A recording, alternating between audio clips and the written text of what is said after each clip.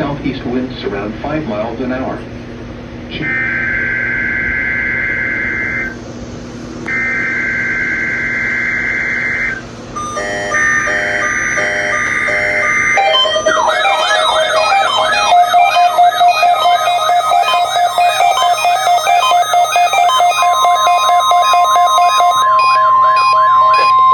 This is a test. Repeat.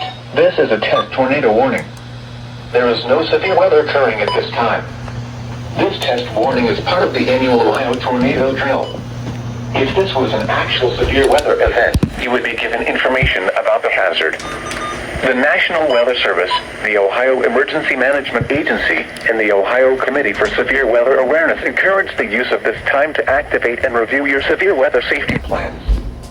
Think about where you would go and what you would do in the event of an actual tornado.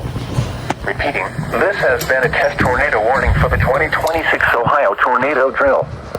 This concludes the test. We now resume our normal programming.